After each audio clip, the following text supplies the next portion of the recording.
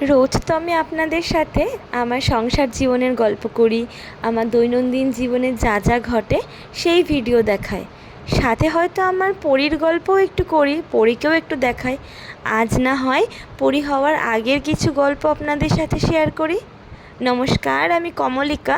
আমার নতুন আরেকটি ইউটিউব ভিডিওতে আপনাদের সবাইকে অনেক অনেক ভালোবাসা। আমার নতুন ভিডিওতে ভালো লাগলে অবশ্যই পাশে থাকবেন, চ্যানেলটি সাবস্ক্রাইব করতে একদম ভুলবেন না। চলুন, এটা হচ্ছে আমার সাধভক্ষণ অনুষ্ঠান। 9 মান্থের বেবি শাওয়ার হচ্ছে তামিলনাড়ুতে।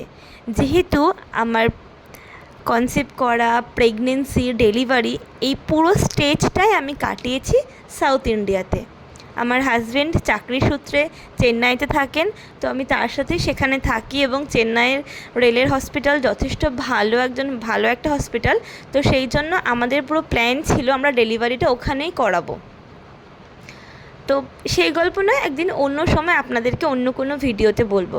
আজ বলি আমাদের ওখানে আমার বেবি শাওয়ারের অনুষ্ঠান। আমরা যেই বাড়িতে রেন্টে থাকি সেই বাড়ির প্রত্যেকটি মানুষ ভীষণ ভালো, তাদের কথা না বললেই না।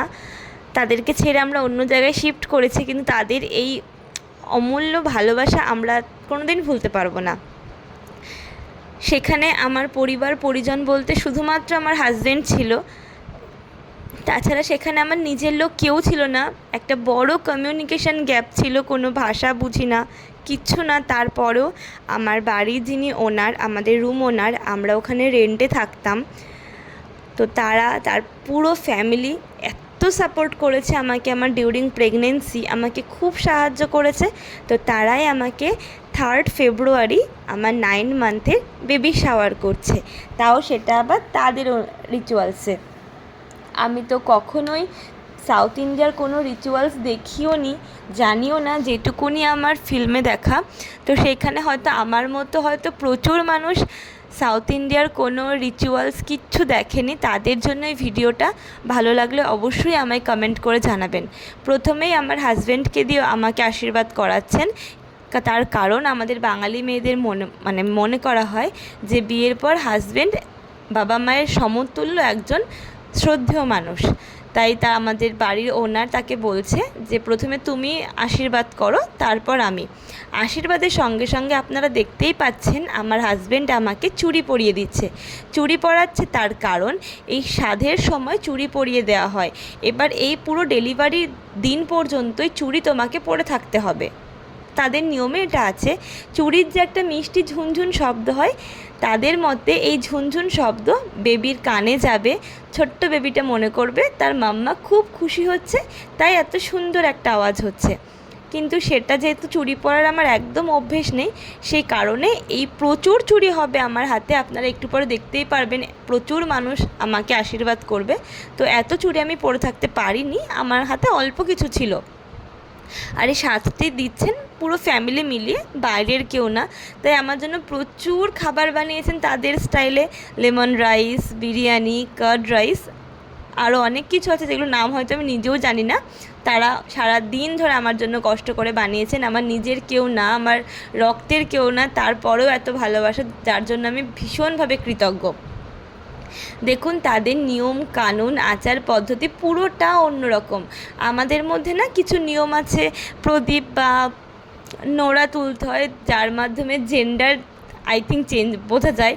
তো এখানে এরকম কিচ্ছু না। এখানে মনে করা হয় গর্ভবতী মা বা তার ছোট্ট বেবি হয়ে গেলে নজরটা কাটানো সব থেকে ইম্পর্ট্যান্ট। কী হলো বা কে আসবে সেটা আগে না দেখে তার আগে নজর কাটাতে হবে। সেই জন্য আগে আমার দৃষ্টি কাটানো হলো, দেন আমাকে আশীর্বাদ করা হবে। আশীর্বাদের জন্য তাদের আচার পদ্ধতি আপনারা দেখতেই পাচ্ছেন, যেটা আমার ভীষণ ভালো লেগে গেছে। আমি এই ভিডিওটা অনেকটা পরে শেয়ার করছি, তার কারণ আমি নজর ভীষণ বিশ্বাস করি।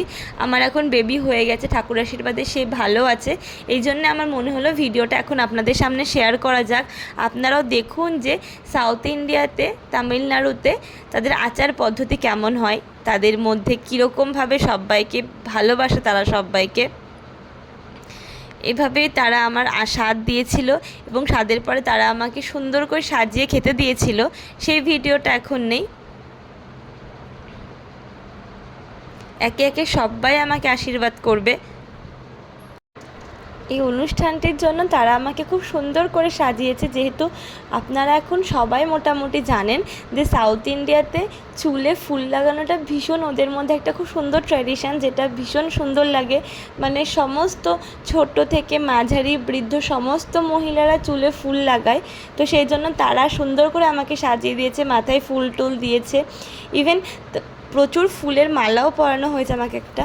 তার সাথে আমার গলায় খুব সুন্দর সুন্দর হার পরানো হয়েছে, যেগুলো একদম সোনার। আমি সোনা কথাটা মেনশন করছি তার এই জন্যই, কেউ খারাপভাবে নেবেন না।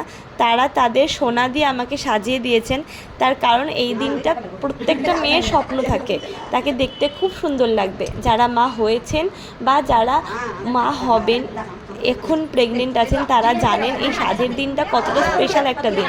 কিন্তু দুঃখের বিষয় এই আমাদের মেয়েদের দুবার সাধ হয়। আমি একটাও আমার বাড়ি থেকে পাইনি, শ্বশুর বাড়ি থেকে না, বাপের বাড়ি থেকে না। তারা ভীষণ আগ্রহী ছিল তাদের বাড়ির প্রথম সন্তানের নাতি নাতনি আসবে, কিন্তু তারা দিতে পারেননি। তো প্রথমটা আমার স্বামী আমাকে খাইয়েছে, না দ্বিতীয়টা তারা খুব সুন্দর করে পরম আদর করে আমাকে খাইয়েছেন, স্বাদ খাইয়েছেন। এখন তাদের একটা অনুষ্ঠান হচ্ছে, আমার নজর কাটানো হচ্ছে। এটা প্রথমে একবার হয়েছে, আবার হচ্ছে। কেন এটা সব থেকে বেশি ইম্পর্টেন্ট।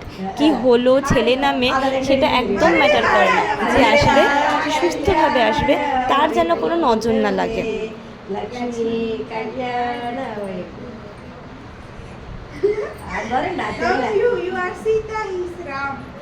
অন্য কোনো ভিডিও হলে আমাকে অবশ্যই জানাবেন। Thank you so much.